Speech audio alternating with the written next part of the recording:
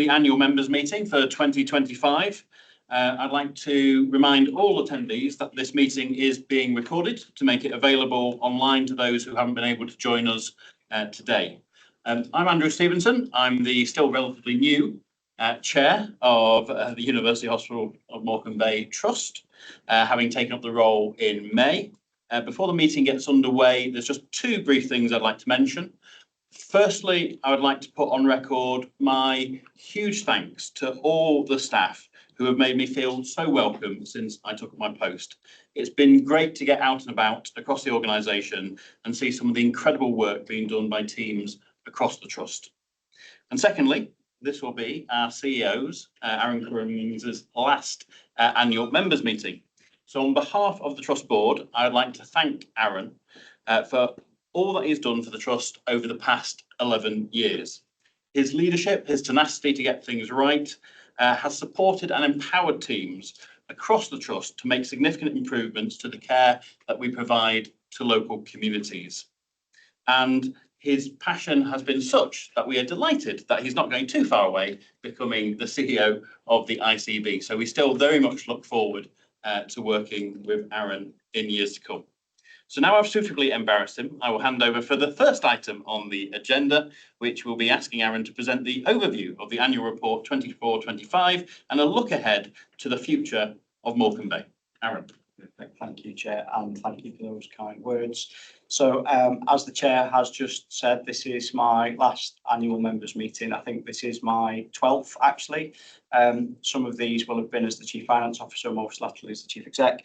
It's been a real honour and a privilege to be the Chief Exec of this organisation, and I'm really looking forward to working with Scott and the team. Scott comes in as the interim Chief Exec as I leave for the next kind of phase in the journey of improvement for Morecambe Bay. So I always start the annual members meeting similarly with a thank you that the Chair has just put forward for all of the hard work that our teams have delivered over the last actually 18 months. It's always an oddity, isn't it, that we talk about our annual members meeting for a year that kind of started 18 months ago and we're already 6 months into this year. But hopefully when I go through some of the highlights that you can see in our annual report, you can see not only the hard work, that tenacity and that focus that our teams are putting on patient care coming to fruition, but also the areas that we still continue to need to focus on and to improve, which I'll talk a little bit about when we talk about the future of Morecambe Bay. So really clearly, when we started our plans for 24-25, we understood as a board and as an organisation that it was going to be another year of change and improvement. We did look again at our strategy about putting patients first, being focused on quality and safety improvements and being clinically led. And very clearly said, well, actually that is a strategy that's been delivered really well through the previous year. And we want to continue with that area of focus. We want to put that quality, safety and patient experience, patient delivery at the fore of what we do. But we were in a very different environment as we came into 24-25. We were no longer in recovery support. We had made the improvements necessary for the regulators to be happy with the journey we were on. And talking to our colleagues, we talked about a phrase of change under our hand, not because we had to, not because we were told to, not because we were in a regulatory environment of oversight, but because we really needed to make sure that those improvements we were making were sustained. We could continue to improve, and that meant more change. So through 24-25, there were a lot of changes that we put forward, and some of those I'll talk about today. But what did we set out to achieve? Well, we wanted to make sure that we delivered on our commitments to our communities and our populations around access to treatment and diagnostics, that we wanted to make sure that waiting times were improving for those services, because we recognise the challenge nationally around that, and that as patients had their treatment with us or their procedures with us, that their experience and outcomes was continuing to improve. So we're very clear around our performance and our quality and safety focus.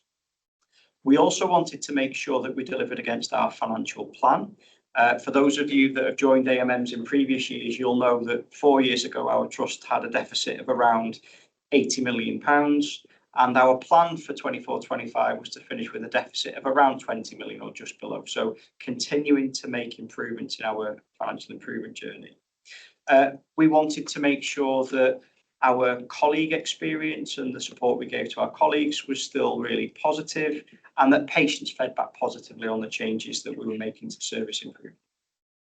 And then latterly, alongside all of that challenge, we also had with us the New Hospitals Programme noticed through the year that actually we're now going to be delayed in terms of the new hospital build for the Royal Lancaster Infirmary. So improving our estate and making sure that with the capital investment we had available to us, we wanted to continue to make improvements in our environment and the working conditions for staff and the treatment conditions for patients.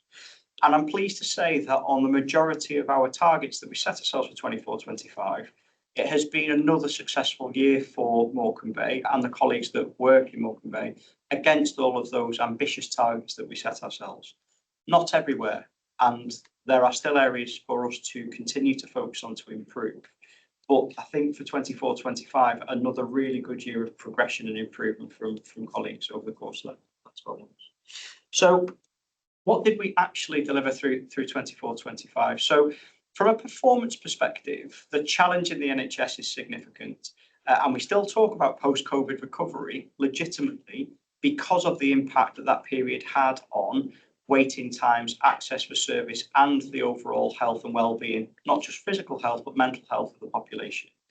And the NHS is still adding tens of thousands of patients to waiting lists every day, so the demand for our services continues to grow. So I'm delighted that through last year, despite the pressures and the increasing demand for service, that Morecambe Bay delivered in the top quartile across most of the performance metrics that the NHS is held to account for. So for things like urgent care, we overperformed. We hit a target of 79% for our performance against a national target of 78%. For our cancer and diagnostics targets, again, we overperformed against the national targets. And for elective recovery, we continue to make inroads into reducing our overall waiting list and waiting times, with very long wait patients reducing month on month. So from a performance perspective, we delivered really well against that ambitious target we set ourselves against the start of the year, despite increasing demand. One of the areas that I'm most proud of and continue to be most proud of is the work that we've done around productivity and efficiency in our theatres to see more and more patients through some of our theatres estate, and also the work that we've done around the community diagnostic centres and diagnostic capacity, which led to big improvements in diagnostic and cancer performance for us last year. And I can't leave today's AMM without doing this, which I do every year, our community teams and their performance, particularly in the rapid response and support for patients in the communities, up in the upper 90% against a national target of 70%, and continues to perform incredibly well for service. So what that means is that patients and our communities in Morecambe Bay enjoy some of the best access, shorter waiting times, and best outcomes for service that you can see in the NHS across England. I'm very proud of that progression and that improvement. From a change perspective, we have made some significant changes over that last 12 months. So not only have we changed what I would describe as our operating model, how we're set up to deliver change, but we've also started the work around some of our clinical changes and the changes to how and where services are delivered on our sites. So we've moved from 5 care groups to 3 divisions, and we're currently going through the next phase of that change. And all of that is designed to make our resources prioritised and focused on patient care, that our accountability in the way that we're established for driving and improving performance and finance and quality is clear and connected as close as possible to the executive team and the board, and that we've got a really good connection across our sites and with the system around the improvements we need to make, where it's more than just within the hospital walls that we need partners and organisations to connect with. There's a big change in the way that the organisation is established. We also talked through some changes around our bed configuration. We did a lot of work through 23-24 and into 24-25 that talked about, are we seeing the right patients in our beds? Are they in the right places? And are they getting the right treatment at the right time?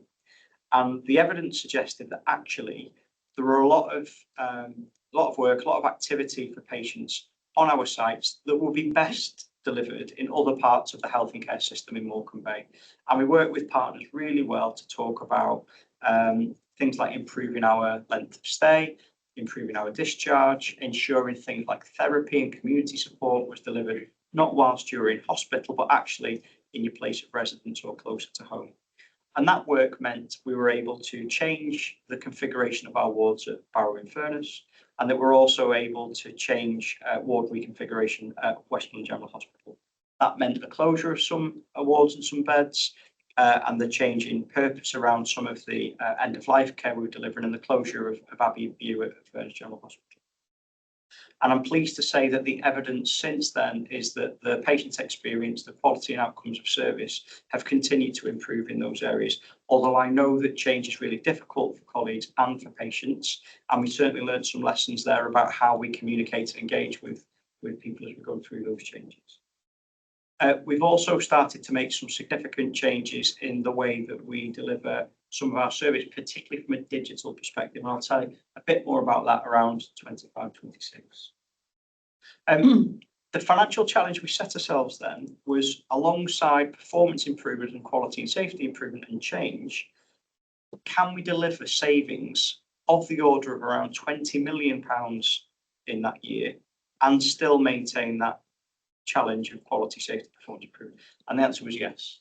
So our teams did a fantastic job of managing more with less, of prioritising patients first and the quality and safety improvement journey, alongside reducing our deficit. And we hit the year-end deficit target that we set ourselves. That has meant we've been able to secure some additional investment in 25-26. And for those of you that have been around for a little while, will know that Morecambe Bay has previously secured additional income because of its unique geography and the way we have to set up our hospitals. We call that a local price modification. And because of the improvement work and the work that's been led around financial and sustainability improvement in particular, the Bay has secured that local price modification for the year that we're in now, 25-26. I'll say a bit more about that when we talk about the future.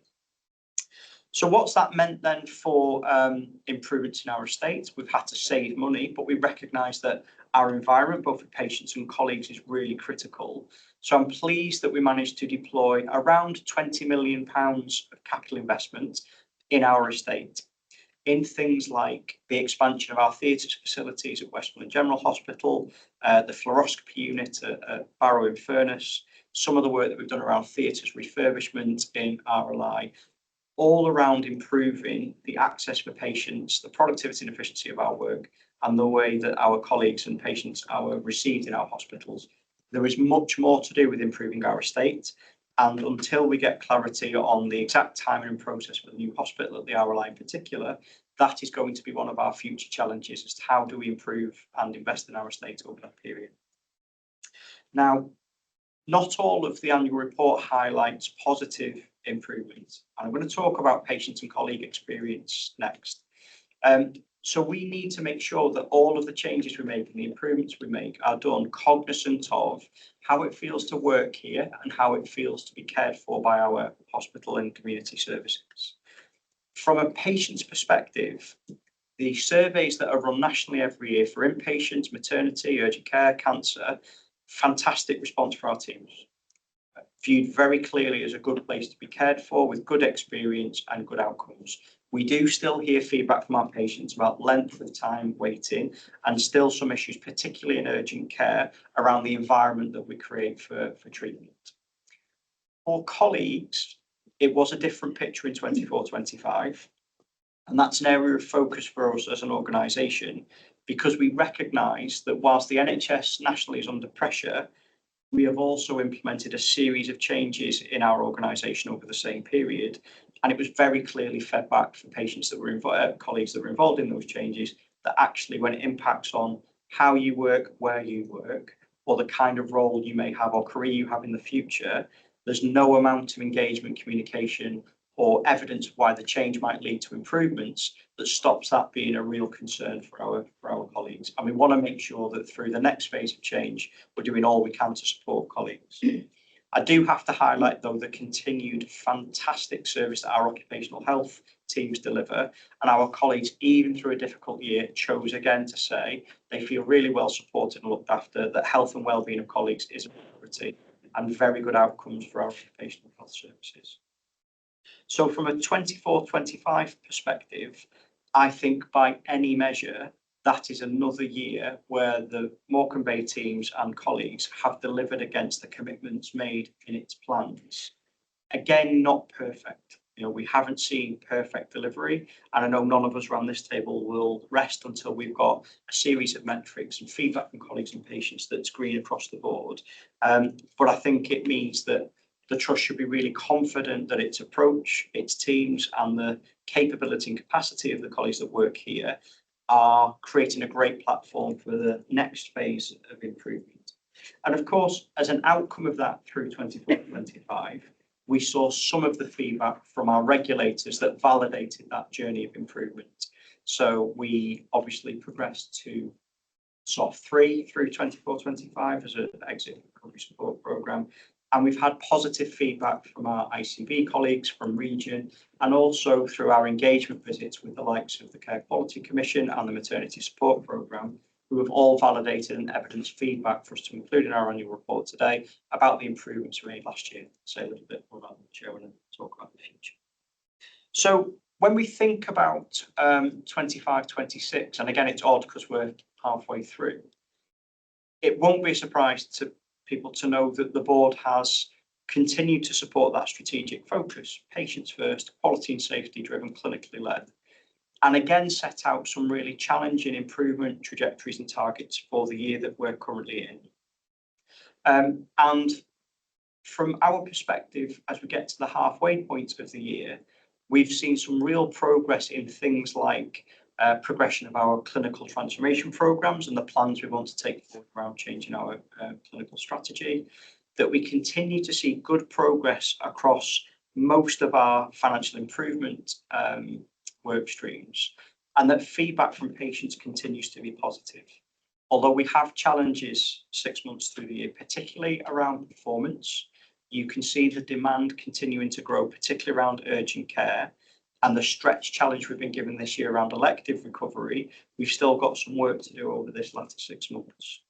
From a financial perspective, again, we've spent a bit of time just today talking about the latter 6 months, but with some good confidence that with the work we did last year and the local price modification that I just mentioned, the trust is on target with a forecast to look at a break-even position for the first time in over a decade. So again, as well as keeping performance, quality and safety in our purview, to achieve a break-even position or better means that the organisation has much more flexibility in how it utilises things like its cash and capital investments in the future. So a really important part of our focus for 2026. Some things that have progressed in this year that will now form part of next year's annual members meeting is we've seen some policy shifts and some announcements for the Bay that I think are critically important. So we've had now the 10-year plan that talks about longer term planning, more focus on integrated ways of working across the system, and 3 shifts. The shift of treatment in hospital to treatments in community, the shift from treatment to prevention, so focus on population health improvements and reducing health inequalities, and focusing much more on digital innovation than the current analogue structures a lot of the NHS is reliant at the moment. And you will see in our plans for this year that we've got big ambitions across all 3 of those shifts. In particular, I'm delighted with the work that we're doing on digital under Ali Bolson's leadership as the Chief People Officer. And we've got some real innovations starting to develop around AI and robotics. And I'm delighted next year it'll be someone else sat in this seat, but I know we'll be talking about our improvement journey in that space. This shift from hospital to community has been part of Morecambe Bay's strategy for a long time, particularly under that Bay Health and Care Partners initiative and connecting with community teams and general practice primary care.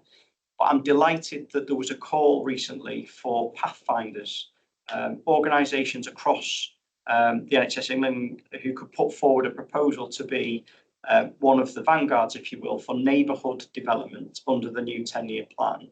And Morecambe Bay, just this past month, has been announced as one of 40 organisations in the NHS in England to be a neighbourhood pathfinder. It's a fantastic validation again of the work that goes on in our part of the world, and I'm really looking forward to seeing how Scott and the team build with partners what that neighbourhood pathfinder programme means for our patients, particularly around those indicators I've just mentioned.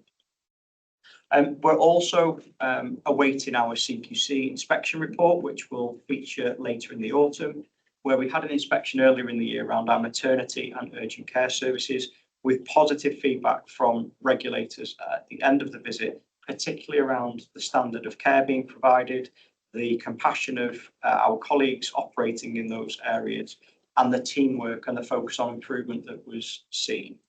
And we're also expecting to talk with the National Maternity Support Programme about exit from that oversight programme in this year. That is connected to the conversations that I know have been generated this week with the announcement of the National Maternity Investigation announced by Secretary of State and will be led by Baroness Amos, who I met with personally on Friday of last week. I'm really pleased that that piece of work is going to progress with a view of improving sustainably maternity services in the NHS in England. I think for too long there's been too much unwarranted variation, and you've seen that with real quality failures, including in our own organisation that led to the Kirkuk investigation here over a decade ago. The Morecambe Bay connection to the maternity investigation is on the basis of us having been through that journey previously, of having had a national investigation and taken steps to improve. Now, recognising we are not perfect and we will learn further improvements, I'm sure, as part of being part of that investigation. But we're looking forward with our teams to share the work that we've done over the last 5 to 10 years in improving the maternity services. And I'm looking forward to saying a bit more about that as our regulatory reports feature later in the autumn, and we can update on the work of the teams on the maternity improvement programme. So the Bay remains focused on its improvement journey. It's another year previous that builds on the work that's gone in the last 3 or 4 years in particular.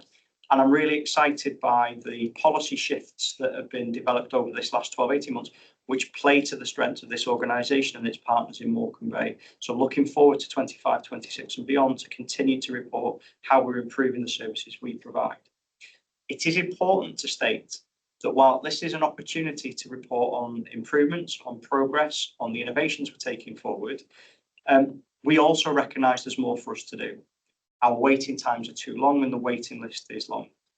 We know that for urgent care, we can't always see patients as quickly as we would like. And in particular, our environment is poor in some areas. Again, particularly in urgent care, we need to make some improvements. We know from our patient feedback that we don't always get things right in the treatment that we provide and the outcomes that they have. And we listen to that feedback and it helps inform the performance improvements and the quality improvement work that we've had.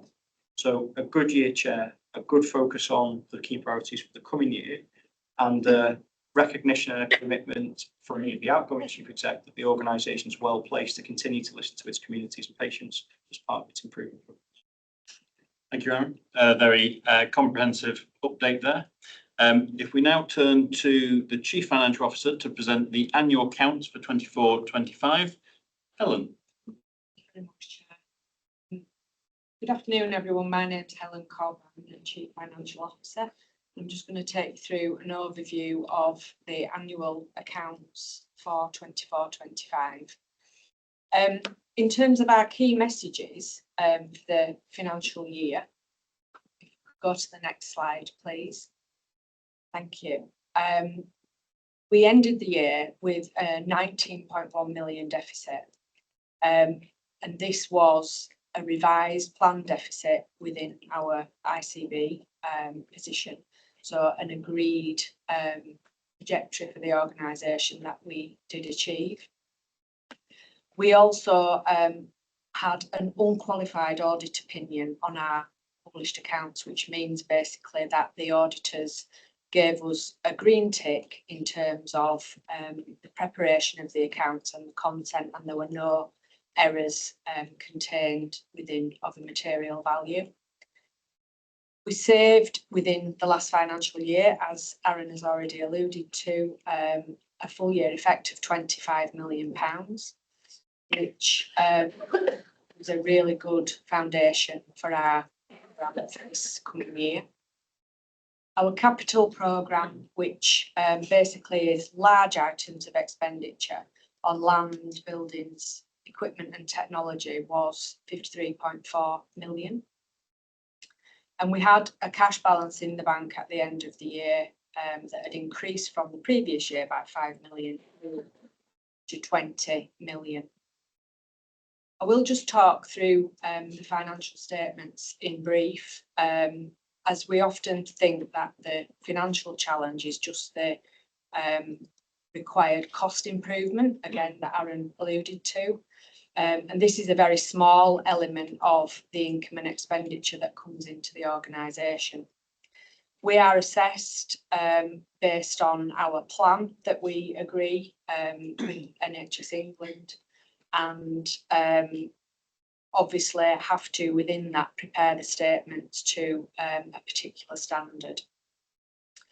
The income and expenditure account, or statement of comprehensive income as it's technically known, is basically like your home income and expenditure account, and we have to ensure that we articulate everything in the correct category to enable the auditors to appropriately validate. We, in the published accounts, had a deficit of 36 million, which is slightly confusing for lay people who might want to try and understand where that's come from. And that's because we have a certain number of technical adjustments within our expenditure that we are not monitored against in our submitted plan. And there is a little table at the right-hand side to demonstrate how that is attributed and calculated. Our balance sheet on the next page, which some colleagues may be used to the term, is again our statement of assets and liabilities that are held within the organisation, and is taken at a point in time to demonstrate how our belongings are categorised. This also articulates how we fund those assets and liabilities in terms of borrowings and our retained earnings. Thank you. Our expenditure on land and buildings and the larger pieces of equipment and technology is known as capital, and in 24-25 we spent 53.4 million on our capital programme. The lion's share of this, colleagues may recall, is what we expended purchasing the land in Lancaster for the anticipated new hospital build, and also the acquisition of Ashton Community Care Centre. The remaining 20 million was spent on backlog medical equipment and refurbishments of our existing premises and sites. We also, as colleagues will be aware, built the Community Diagnostic Centre and had a number of updates through maternity and our medical units and wards. Within that, obviously, we also expend quite a significant proportion on our IT infrastructure. This is set to increase in future years as we embark further on the digital journey and move towards thinking about a new electronic patient record. In terms of the material changes during the year, we impaired some of our assets, which means they were effectively revalued, and their value was different to the value that we carry in our financial statements. We achieved 67% of our cost improvement programme on a recurrent basis, which amounted to 25 million. I've described the cash increase already, and that was partially due to the fact that our income and expenditure position improved. Also, we did recover quite a proportionate number of our debts at that point in time. We revalued all the sites, which does take place on a regular basis. And as you'll recall, we transferred some of our services and staff to the joint arrangement known as One LSC.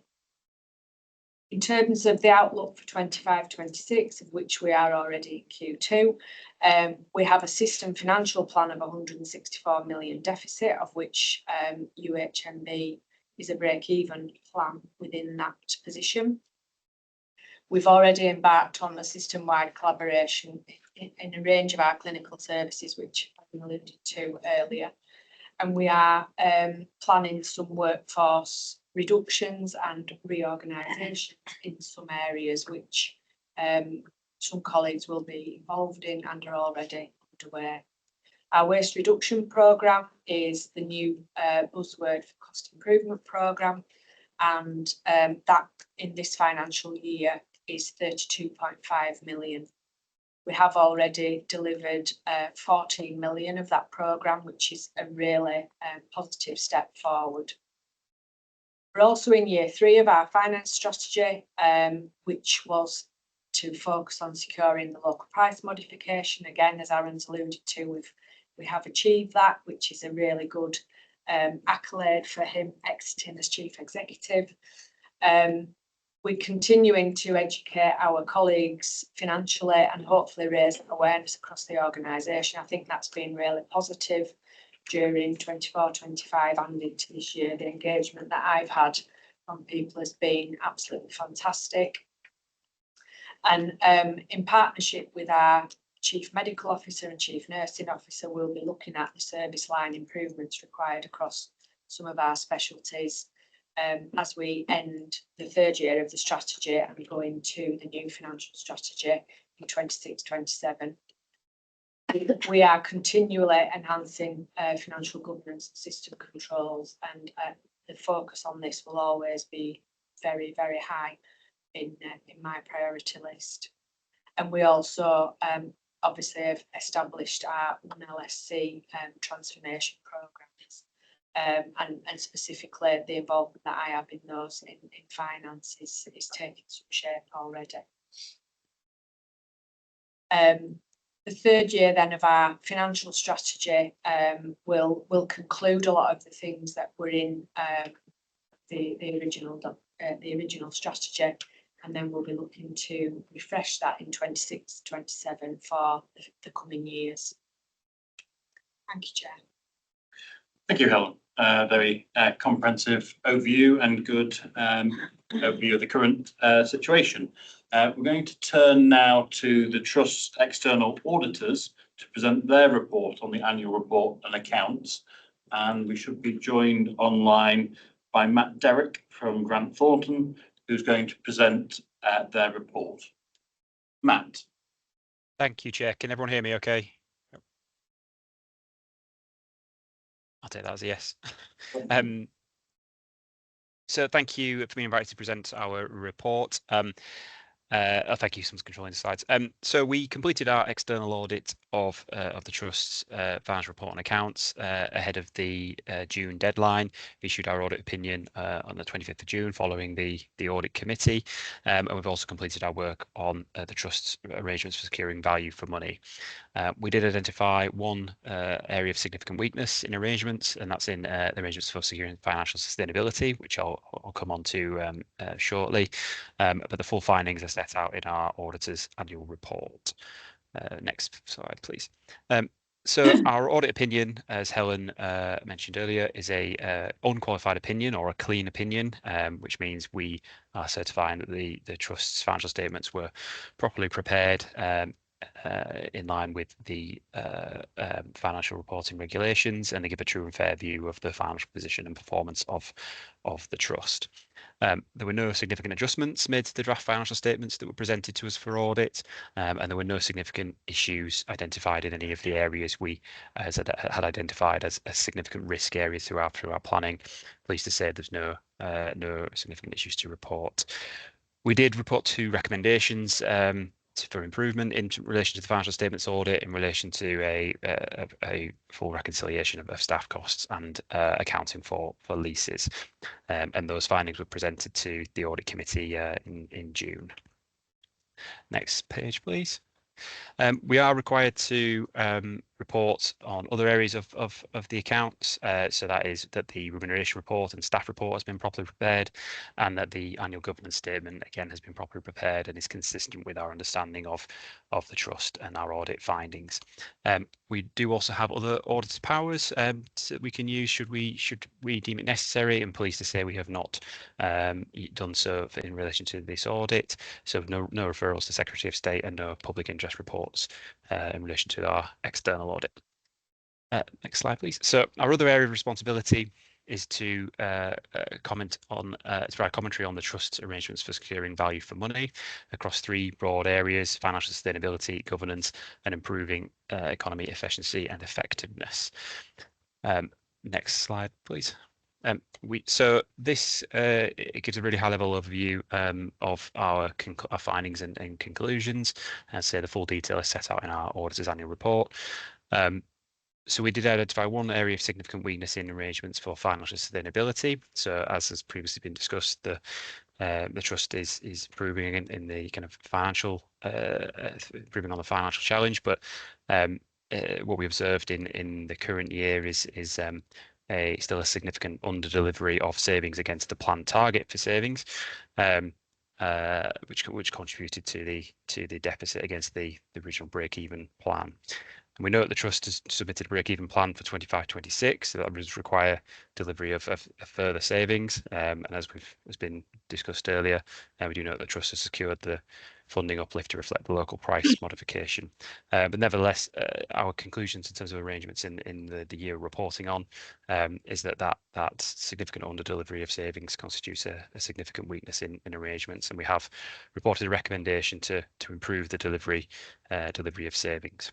We have also reported one improvement recommendation, which is not an area we consider of significant weakness, but where we can think there's scope to improve things in line with best practice. And that is around developing a medium-term financial plan to strengthen sustainability and move away from reliance on annual planning and in-year financial performance. That's all I wanted to say, so thank you. Wonderful. Thank you, Matt, for that comprehensive report. We will now turn to our lead governor to report back on the work of the Council of Governors. Susie, over to you. Thank you, Andrew. Thank you. Right. A friend the other day remarked on what she said was the old Chinese curse, "May we live in interesting times." It's actually not a curse. It's British diplomatic irony, but I think it still relates. We have been living in very interesting times in the last year, I think, very, very busy. And one of the things we endlessly discussed was whether to have this meeting in real life, in a place, as we had done for the previous 2 years. Alveston, where I think we had 3 members attended and a dog. And last year, I think it was maybe a few more, but not very much, not many more. Apparently we have, is it 51 people on the call? Paul? Yes. So welcome all of you. And I'm so glad that you have been able to use. We know that using Teams, using online access can disenfranchise some people, but on the other hand, it does seem as if it has allowed more people to come, which we're very glad, and welcome to you.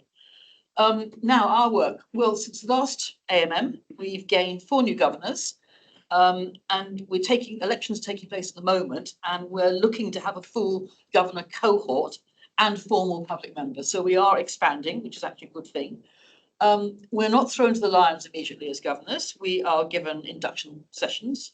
We have development sessions throughout the year, and we have extended chances to discuss with Andrew and with anybody actually in the executives on what we may need to help us do our job better.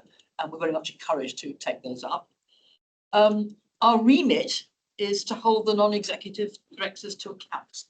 And we do this by drawing to the attention of the board and the non-executive directors the concerns of our members and the users of the University Hospitals of North Bay, whether it's about the acute services, the hospitals, the community services, whatever. We hear about this from our committee, from people in the community. All of us do get approached. And I also occasionally get letters from Tim Farron about people who've written to him. So we are constantly made aware of how people feel. And it's very clear that sometimes the decisions that we have to make, which we know are based on actually looking at the data, looking at what's going on, can sometimes feel difficult, whether for our staff or for the people who are using us. But it is one of the things we have to look at, and we have to keep constantly thinking, how are people understanding this? And for that reason, I have a very good contact with communications. We're doing a lot more little and often information out to our members now, which I hope is helping people understand what's going on. But I also like to point out that I do sometimes get the good stuff. And particularly what comes to mind is I was accosted in a local supermarket the other day by somebody who knows me from there, who came leaping up to me and said, I got my MRI. And apparently she works shifts, so getting an appointment to, to go to hospital is quite difficult, except she was given a Friday evening appointment, which suited her down to the ground. It was at our Kendal New Diagnostic Centre, and she was absolutely gobsmacked by the whole thing. She said it was sparkling clean, it was, it was light filled. She said the staff could not have done better, it could not have been more welcoming, probably more reassuring, more set to make things easy for her and acceptable to her, and very quick as well. And it's interesting because we had a round table, the governors, with Scott, the new incoming interim CEO, about one of the things we were talking about was culture, and about the fact that services ought to be with the convenience and the needs of the patient absolutely first and foremost. In the old days, I think it was the doctor's convenience that tended to hold sway, but now it's very much it's about what is right for our patients. And there it was, absolutely in action. That's exactly what we had done for this particular patient. And I think anybody else who's using the diagnostic centre at Kendal, or indeed the diagnostic, if you looked at the balance sheet, there's a really big amount there, which is 5.3 million, which is for our new diagnostic suite in Furness, which is providing the same sort of services, all the diagnostics in one place, quick, easy, done by staff who are absolutely, we visited recently, Paul and I. The staff are just so happy to be working in that particular centre that I think service must be second to none. In July, the 10-year plan for the NHS was published, and I think it's worth emphasising that, as I think Sarah has already said, the three main shifts from acute hospitals to neighbourhood or community care, from analogue to digital, from treatment of illness to an emphasis on prevention. All of these have been something that this particular trust has been doing for some time. And as I said already, we are consulted by the communications team on how to get the information about this out. As governors, we also observe every board meeting. We go to every board subgroup, some of us, managed by the non-executive directors, to make sure that the issues that we know are important to our constituents are actually being considered.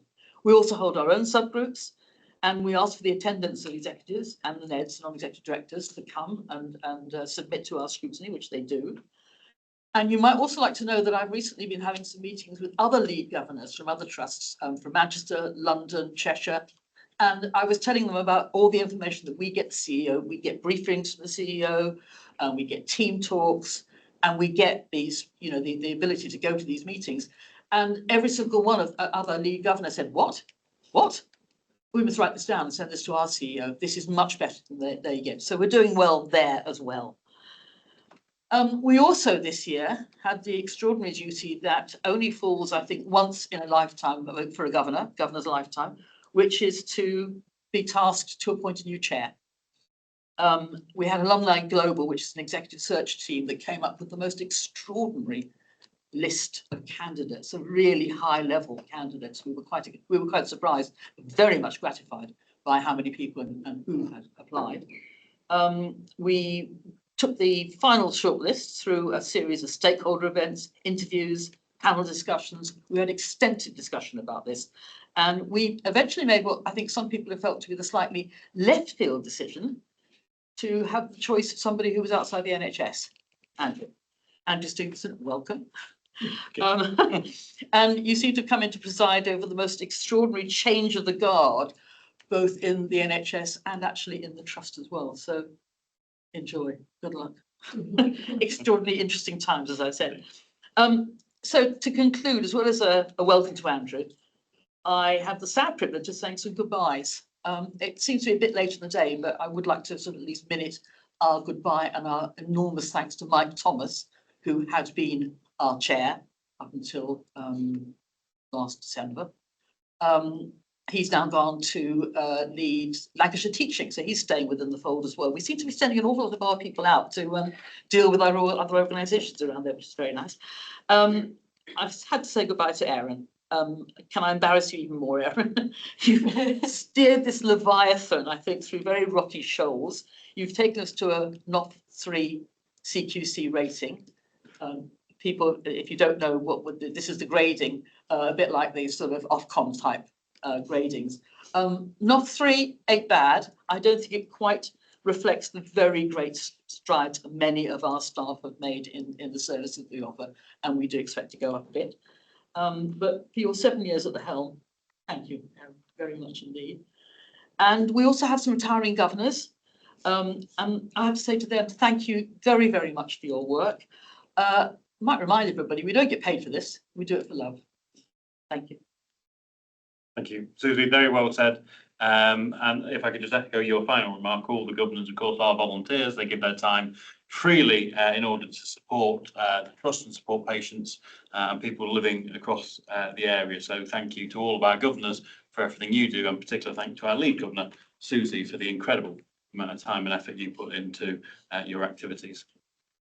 We're now going to turn to the question and answer session. I'm going to hand over for this part of the agenda to Paul Jones, the Company Secretary. Thank you very much, Andrew. So before I pick up some questions that we've had in advance of the meeting, just a quick reminder of kind of housekeeping arrangements. Colleagues joining us on Teams should be able to see a Q&A feature. If you have any questions that you'd like to pick up, once we've disposed of the initial questions that we've received, we will deal with as many of those as we can in the meeting. And between us, colleagues in the room, under Andrew's direction, we'll respond to those that we're able to. If we're not able to pick up any questions during the course of the rest of the meeting, we'll of course provide those answers subsequent to the meeting. So ahead of the annual members meeting, we did make it known that people could submit questions. We've had quite a number where we've been able to, Andrew. We've actually provided responses directly to people ahead of the meeting. But probably just kind of three things that we're going to pick up initially before we open it up then to wider questions. I'm going to start off by responding to a couple of questions from a gentleman called Mr. Wilton and another gentleman called George Butler. And I'll say a few words about that. We've then had a series of questions regarding FGH ICU, and I'm going to hand over to Scott to pick those up. Together also with a question about the future of WGH, and again, Scott will be picking that up. So we'll go to the questions from David Wilton and George Butler. David Wilton and George Butler were former governors who were removed from office, and they've raised a number of questions relating to their removal. Similar questions were raised last year at the last annual members meeting, and there's been ongoing correspondence with various stakeholders, including our local MPs. Not going to respond to the specific points that have been raised, but maybe just to provide some summary responses, just so that people are aware of the situation. Numerous complaints about the behaviour of David and George were raised. They were suspended. There was an investigation, and ultimately there was a decision by the Council of Governors to remove them from office. This was undertaken with legal advice.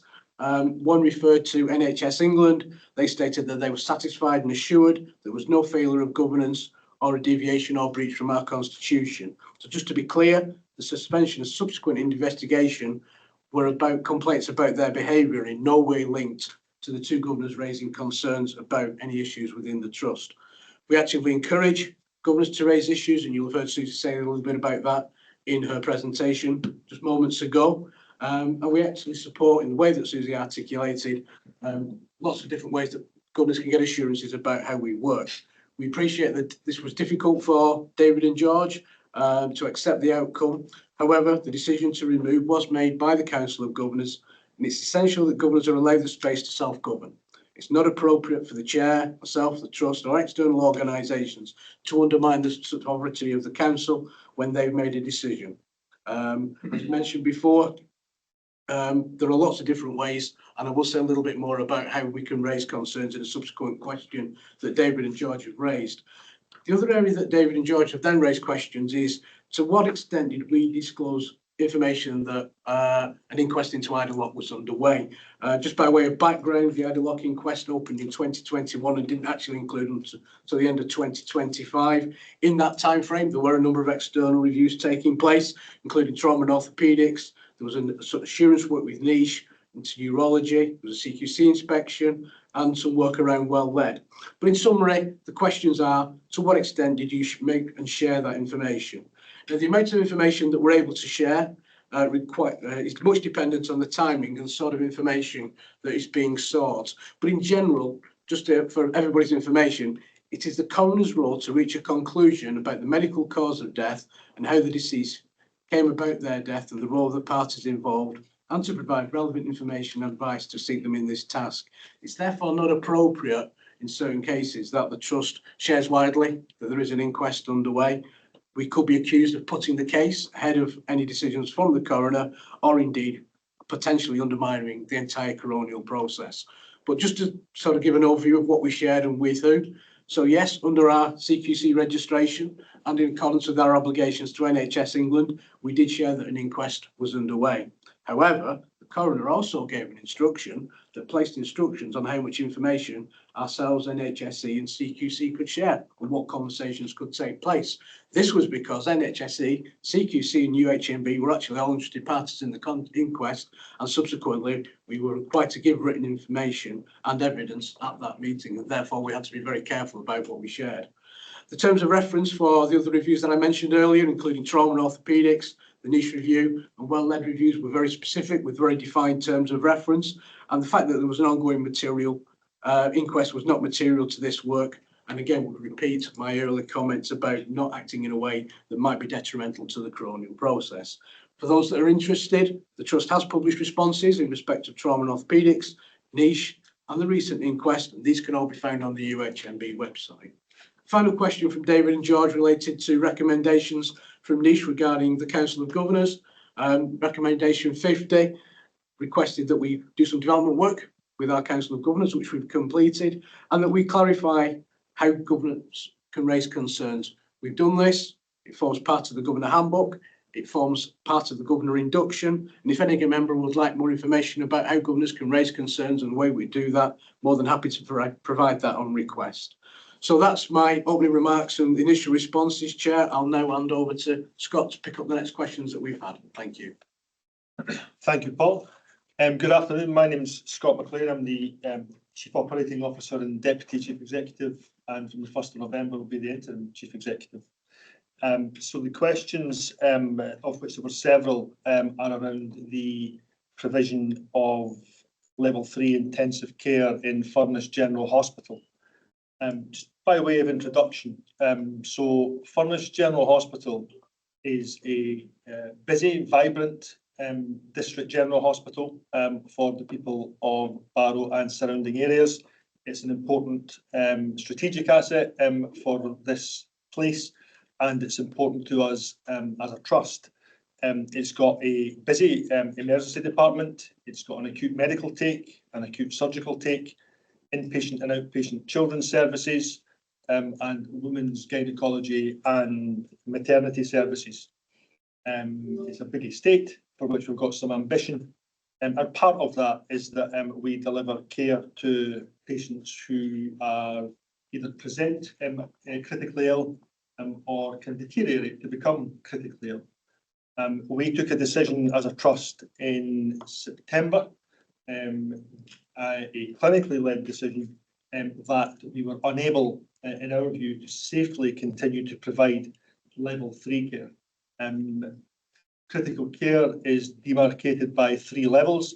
All of these patients are unwell, but Level 1 being the least critically unwell and requiring some support, Level 2 being more unwell but not requiring mechanical ventilation or multiple organs supported, and Level 3 being patients who require mechanical ventilation or multiple organs supported.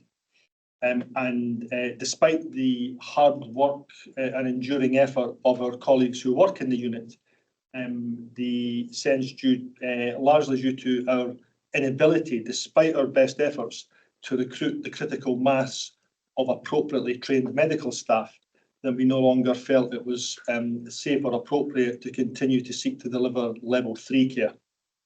That remains the case. Since that, we have had conversations and assessments by 3 of our partners.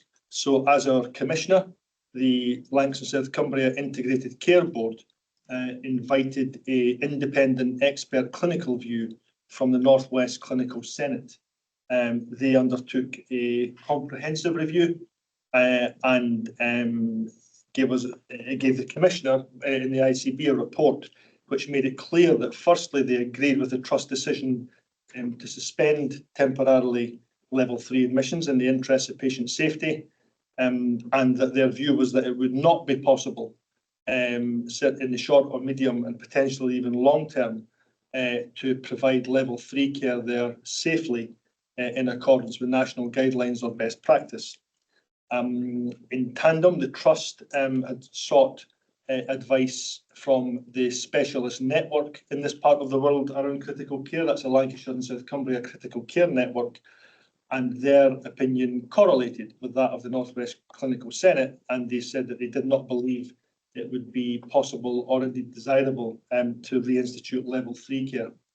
That has all led to our commissioner saying that being the case, they would be minded not for us to permanently reinstitute level 3 care, but understanding that takes some considerable public engagement. We will support the Integrated Care Board at the Health Scrutiny Committee next Wednesday in Barrow. And the 3 parties of the ICB as commissioner, the Critical Care Network as the expert specialist network, and us as a provider will engage with the scrutiny arrangements in public. We have lined up already with those partners a comprehensive programme of engagement where we will seek to listen, we'll seek to hear the views further of our broad range of internal stakeholders and indeed our external stakeholders and the public at large. So that's all I think I would say. What just finally re-emphasise is that is not the intensive care unit in FGH closing. That is a proposed model where level 3 patients would be resuscitated and safely stabilised and then considered for transfer to another unit and for their ongoing care. Once that critical period of ongoing care had completed, then the patients would come back to much closer to home to have their ongoing care in FGH. Thank you, Scott. I think the next question was around WGH, Scott. Yep. So similarly, Westmoreland General Hospital is a hugely important site for us as a trust and more broadly for the population. So as Susie, Governor alluded to, we just very recently on this site opened a multi-million-pound community diagnostic centre, which, as Susie described, is a bespoke, modern building providing high-quality diagnostics with high-quality equipment and not traditionally in the office hours, which made it inaccessible to a number of our population. We have an excellent urgent treatment centre here.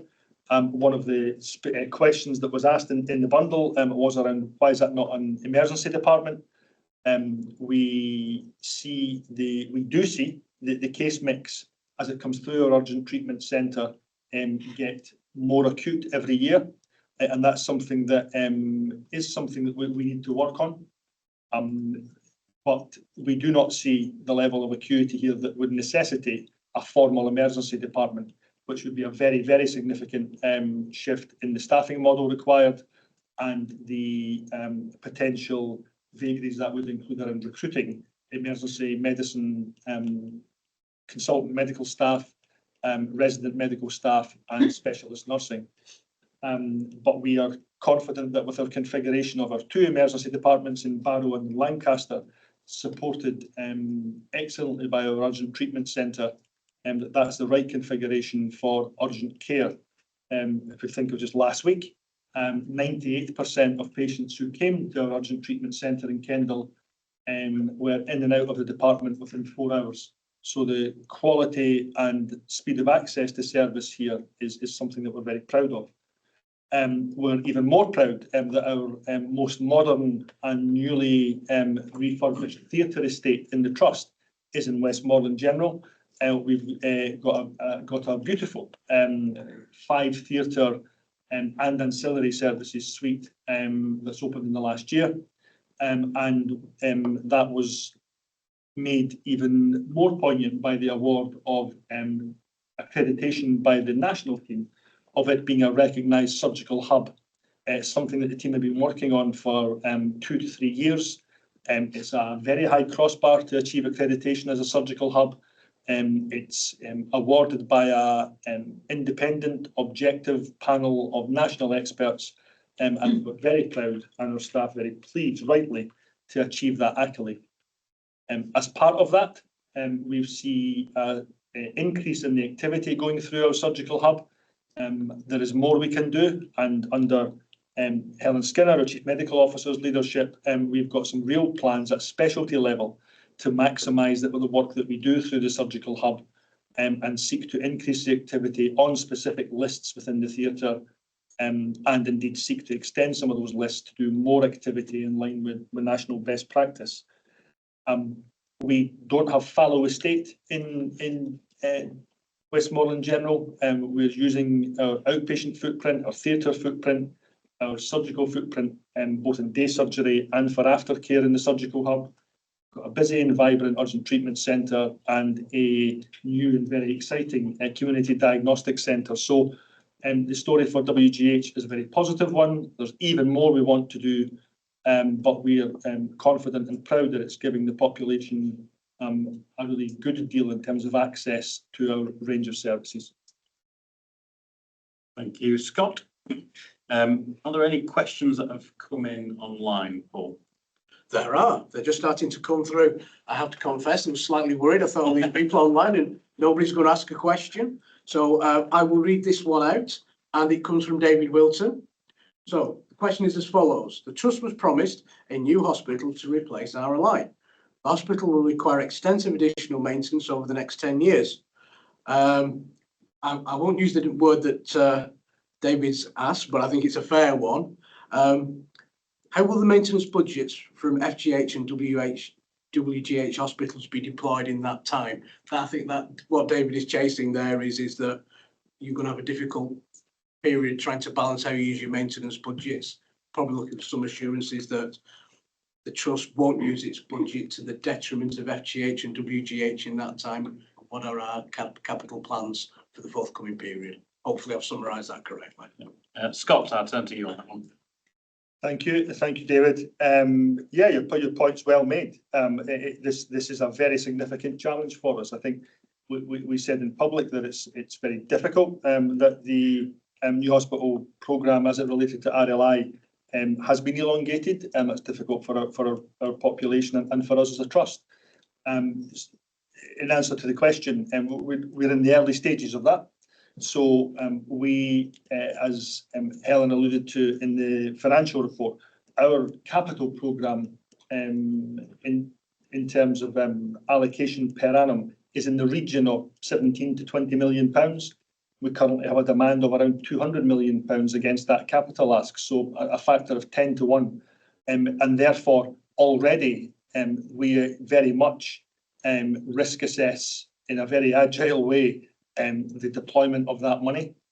We create a plan at the start of the year, it's scrutinised by our board and public, and then we may need to be agile during the year. Now, the life cycle of the current RLI over a prolonged period of time is something that rightly we're concerned about. And so should we start to predict deterioration in that estate, we may have to make some different capital decisions. We won't be as crass as to take all of the capital that we would spend in FGH and WGH and allocate it all to RLI. We'll do that based on the risk that's presented at the time. In parallel, we are in working with the national team and seeking some other advice on how we might have some different approaches to approaching the RLI site. So we're looking at a number of opportunities with partners around how we might work to mitigate the estate at RLI over time. But I think we can certainly give an assurance that there'll be no stockpiling of capital for RLI. We'll do it in a risk-based way. Thank you, Scott. Paul, any? I'll just check. I'm just looking at colleagues are helping our minister today and support the meeting. We haven't got any further questions at this time. Okay. Well, thank you very much. Can I thank everybody who has joined this annual members meeting online, and those members of the executive and our lead governor who have been here in the room. Particular thank to all of our members, all of our volunteers, all of our staff, and all of our governors for everything you do to help drive this trust forward. As Aaron set out, this has been a year of significant progress, lots of milestones achieved, but lots more work to be done. So thank you all for your participation. Thank you all for your support. Look forward to seeing you soon.